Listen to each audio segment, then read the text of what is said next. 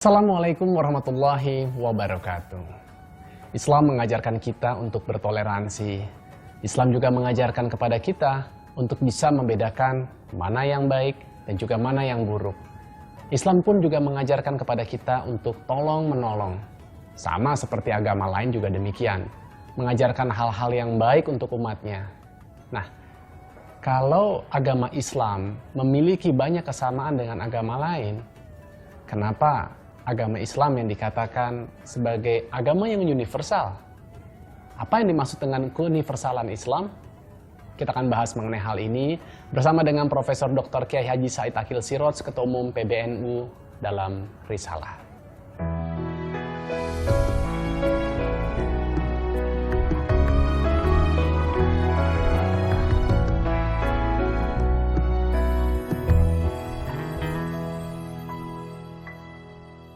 Assalamualaikum warahmatullahi wabarakatuh. Waalaikumsalam warahmatullahi wabarakatuh. Selamat nih sebelumnya, katanya ini sudah nambah lagi nih satu cucu ya.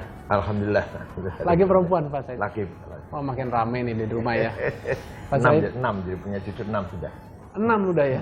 Berapa laki berapa perempuan? Perempuannya bersatu, lainnya laki semua. Wah, seru ini. Ini kalau 5 udah bisa bikin klub basket itu kan katanya. Pak Said, kali ini kita mau ngangkat tema mengenai keuniversalan Islam. Saya pernah mendengar ada istilah itu, tapi belum paham maknanya. Apa sih yang dimaksud dengan keuniversalan Islam, Pak Said? Bismillahirrahmanirrahim. Allah menghendaki agama Islam diturunkan kepada umat manusia melalui Al-Quran dan utusannya Rasulullah Nabi Muhammad SAW menjadi agama yang terakhir, agama pamungkas. Kitab suci Al-Quran pun kitab suci yang terakhir. Ya. Nabi Muhammad pun seorang nabi dan rasul yang Terakhir. maka tiga-tiganya mengandung atau membawa risalah ammah atau misi yang universal. Quran kitab yang universal, Nabi Muhammad rasul yang universal, Islam pun agama yang universal. Kalau nabi-nabi sebelumnya mereka diutus pada kaum tertentu. Nabi Musa, Nabi Isa hanya kepada kaum Bani Israel.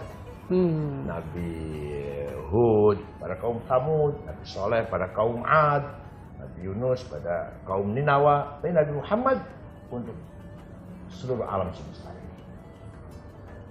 Sesuai dengan nilai asal mulanya agama itu ditujukan untuk kita manusia menjadi makhluk yang universal, makhluk yang multifungsi. Oleh karena itu, dalam kehidupan manusia ini harus ada sisi idealisme yang universal. Memang kita butuh, katakanlah kita butuh materi, butuh rumah, butuh uang, butuh kendaraan. Tapi coba ketika kita membangun rumah, ketika kita membeli kendaraan, ketika kita cari uang, harus ada nilai universalnya. Saya mencari uang untuk bekal ibadah, agar anak cucu kita mampu berpendidikan, biaya sekolah, biaya pesantren. Saya bikin rumah ya minimal ada 4 kamar lah, yang satu barangkali ada tamu, saudara, orang tua mau menginap, rumahnya yang pantas, yang bersih, yang nyaman supaya tamu juga nyaman kalau bertamu di tempat kita. Itu ada nilai-nilai universal. Ada universalnya. Saya beli mobil yang lumayan baik supaya kalau saya punya acara satu hari tiga tempat, itu bisa terjangkau karena mobilnya sehat, mobilnya baik gitu kan. Jangan sampai kita punya acara mobilnya tengah-tengah mogok, kan gagal acaranya. Itu artinya setiap kita punya pekerjaan walaupun sifatnya duniawi, di situ ada nilai universal. Nikah, apa itu nikah? Bukan hanya kepuasan birahi, tapi ingin melanggengkan al-muhafadhah 'alan nasl, memelihara keturunan. Yang keturunan ini akan melanjutkan misi kita atau misi Islam atau misi kemanusiaan di muka bumi ini sampai hari kiamat. Anak akan punya cucu terus keturunan. Jadi ada nilai universalnya. Tidak hanya saya, ya mohon maaf, jadi ketua PBNU bukan hanya semata-mata supaya bergengsi, punya kedudukan, bukan. Ya itu ya barangkali itu sebagai motivasinya pendorong atau supaya nilai tambah lah. Ya, tapi pada dasarnya pengabdian. pada dasarnya ingin menjaga, membimbing, mengawal cara berislamnya umat Muslim Indonesia agar ahli sunnah wal jamaah, ramah, santun, beribadah dengan baik. Itulah misinya NU. Walhasil itulah semua perilaku kita di dunia yang sifatnya parsial, sifatnya materi, harus ada nilai universal. Makan, minum, tidur, hatta nyun sewu, mohon maaf, hatta kelonan dengan istri. Ayo niatnya apa? Hatta kita berhubungan dengan istri.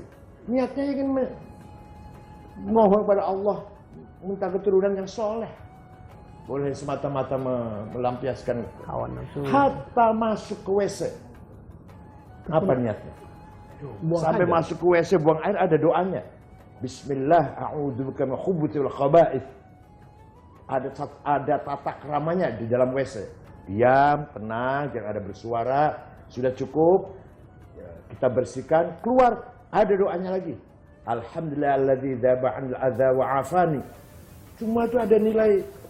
Disitulah nilai kehidupan kita ketika kita menjalankan sesuatu walaupun sifatnya pure duniawi, sifatnya pure materi. Di situ ada nilai universal. Kalau bahasa sederhananya universal itu jadi apa sih Pak Said? Ini idealismenya itu, idealisme. Artinya begini, binatang makan, saya pun makan. Ya. Binatang buang air, kita pun buang air. Binatang hubungan laki perempuan, kita pun hubungan suami istri. Beda dong. Beda dong. Di kita ada nilainya, mereka tidak ada nilai. Di kita ada pahalanya kalau mau bicara pahala. Iya. Kita berpahala semua ini. Jadi tidur dengan istri, hubungan istri, ada pahalanya. Ketika kita niatnya baik. Masuk ke WC, buang air besar, berpahala. Asal kita niatnya dengan niat. Ini yang kelihatannya apa? Kelihatannya masalah duniawi sekali kan? Ya apalagi kalau masalah sholat, sedekah. Jadi akhirnya apa? Akhirnya usia kita 65 tahun, 70 tahun, semua dihitung ibadah. Setiap langkahnya kita ibadah. Setiap tarik keluar masuknya nafas kita. Ibadah. Mas Maulana ziarah atau mengunjungi teman, niatnya apa? Silaturahim. Iya. Di samping barangkali ya mobil baru, pakaian baru, ya boleh-boleh saja. Orang mudik kalau mau lebaran mudik apa sih? Silaturahim, saling memaafkan dengan orang tua, dengan saudara famili di desa. Soal pamer pakaian sudah ikut sendiri, ikutan. Pasti akan pakai pakaian yang baru, menunjukkan bahwa saya dari Jakarta berhasil mencari rezeki. Pakaian saya sekarang sudah beda dengan sebelum berangkat ke Jakarta. Itu masalah ikutan, tapi niatnya harus idealis. Semua berangkat dari niat ya. Saya atau kita S3 sampai doktor, ahli bidang apalah. Untuk apa sih itu? Cari ilmu untuk apa? Ya untuk memahami agama Islam dan bisa memberikan manfaat lagi buat umat lain, orang lain. Saya jadi perwira, jenderal, bintang 3, bintang 4. Untuk apa sih? Untuk mengabdi pada negara, mengabdi pada rakyat. Baik. Di samping saya juga dapat kehormatan. Inilah nilai-nilai universal yang harus selalu diselipkan, disisipkan, bahkan menjadi dasar perilaku kita sehari-hari. Jadi mungkin sederhananya universal itu adalah nilai-nilai dari Allah yang bisa yang bisa diimplementasikan dalam kehidupan kita juga sehari-hari. Ada rahasianya sangat indah sekali. Oke. Nah, kalau begitu ditahan dulu Pak Said karena waktunya sudah habis. Nanti kita sambung di segmen berikutnya tentunya dalam Risalah.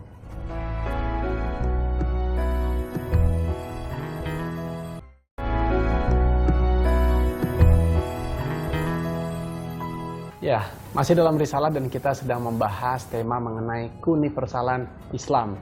Kayaknya tadi masih belum puas nih Pak Said ingin menjelaskan ada 1-2 kalimat lagi. Allah berfirman dalam Al-Quran, "Afahasibtum annama khalaqnakum abatha wa annakum la tub'atsun?" Apa kamu kira aku menciptakan kamu itu iseng sia-sia? Tidak. Kami ciptakan kamu sekali ada tujuan. Ayat lain juga mendukung ayat ini. Wa ma khalaqis samawati wal arda illa bil haqq. Saya ciptakan langit, bumi, alam semesta ini untuk kebenaran. Artinya apa artinya? Kita dituntut setiap perilaku kita, walaupun kelihatannya pure duniawi, di situ ada nilai hak. Lah, yang paling hakul hakoik, puncaknya hak adalah Allah. Nah, ini agak mendalam cara pengertiannya. Jadi bahasa sederhananya, kita mencari harta, kita mencari ilmu, kita mencari kedudukan, di situ harus ada nilai ilahi. Bahasa sederhananya harus ada lillahi ta'ala. Tidak semata-mata cari gengsi, cari kedudukan, cari kekayaan, cari pujian, jangan. Tapi harus ada lillahi ta'ala. Kalau tidak, maka jangankan cari uang. Sholat di masjid pun abadan, sia-sia. Kalau tidak ada nilai kebenaran di situ. Jangankan cari uang, cari pangkat, cari ijazah, cari titel. Kelihatannya Anda sholat pun, Anda ke masjid baca Quran pun, kalau tidak nilai ta'ala, tidak sedikit nilai ta'ala, ya kita kalau mau nilai ta'ala semuanya belum bisa lah ya. Tidak terselipkan dengan lillahi ta'ala, sia-sia, nggak ada pahalanya. Oke, nah sekarang bagaimana nih kita dengan umat-umat yang saat ini untuk bisa menjaga supaya Islam itu adalah tetap sebagai agama yang universal, tidak akan pernah bisa berubah, gitu. Baik sekali pertanyaan baik sekali. Sebenarnya umat Islam itu agar membangun universalitas dirinya. Jadi dia menjadi manusia betul-betul manusia ideal. Nah, manusia itu kan di samping ada emosinya, ada rasionya, ada akalnya, ada juga hati roh spiritualnya.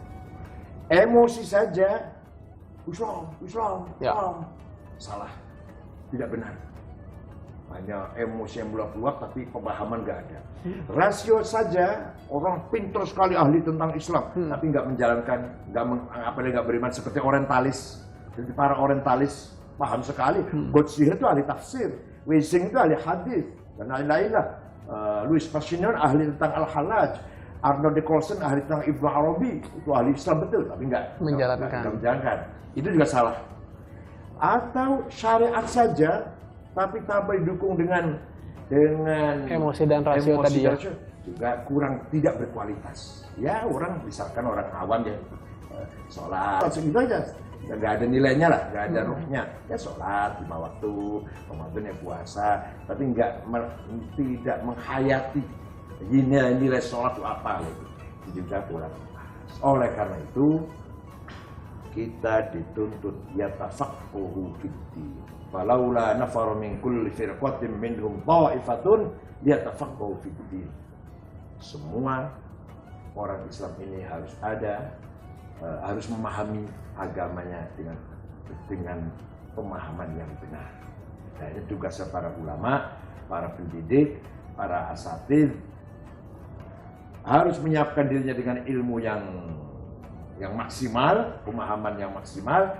Setelah itu waliyunziru qaumahum idza raja'u ilaihim, untuk membimbing umat, membimbing bangsa ini agar Islam itu benar.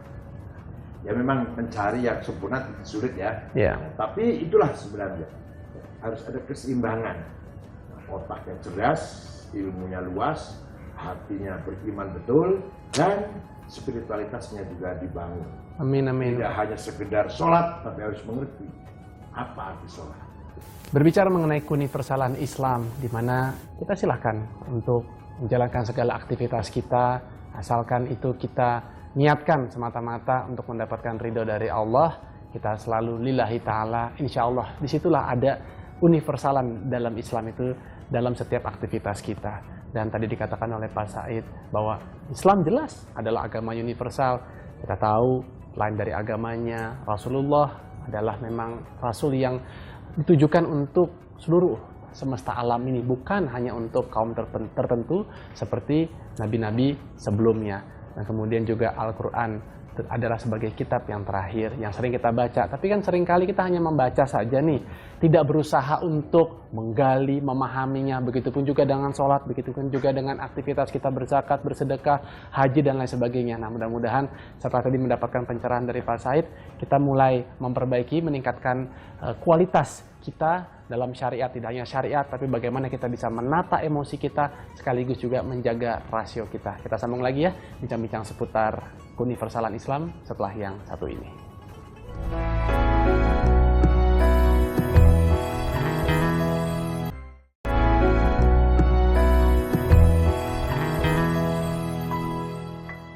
Kita lanjutkan lagi bincang-bincang kita, Pak Said. Sekarang, nah, kita masuk ke tujuannya. Tujuan kita menjaga keuniversalan Islam. Sebenarnya esensinya itu apa sih, Pak Said? Nah, Mas Maulana barangkali lupa, saya pernah dialog tentang maqasidus syariah. Target tujuan akhirnya syariat Islam itu apa? Yaitu menjaga akal, menjaga keluarga, nyawa, menjaga keluarga, menjaga harta, dan menjaga dignity. Kan sudah pernah kita terangkan. Al-muhafadzah ala nafas, al-muhafadzah ala aql, al-muhafadzah ala nasr, al-muhafadzah ala mal, al-muhafadzah ala ilm. Maka kehidupan dunianya akan menjadi kehidupan yang indah. Dengan menjadi paradigmanya, terutama Nahdlatul Ulama, ya Asy'ari, visi misinya adalah ingin membangun ukhuwah Islamiyah, bersama Muslim harus bersaudara, kemudian ditingkatkan menjadi ukhuwah watoniyah, sesama sebangsa dan setanah air juga harus bersaudara, kompak, solid, gotong royong, lintas etnis, lintas agama. Kalau sudah bisa melaksanakan itu, umat Islamnya solid, bangsa Indonesia juga solid, mari kita suarakan di pentas internasional dengan ukhuwah insaniyah, persaudaraan sesama umat manusia. Itu targetnya syariat Islam. Islam menghendaki semua manusia ini bersaudara. Islam menghendaki seperti itu. Semua manusia ini bersaudara. Kita tidak boleh seenaknya menghakimi, main hakim sendiri, walaupun terhadap non-muslim, walaupun terhadap etnis lain atau bangsa lain, nggak boleh.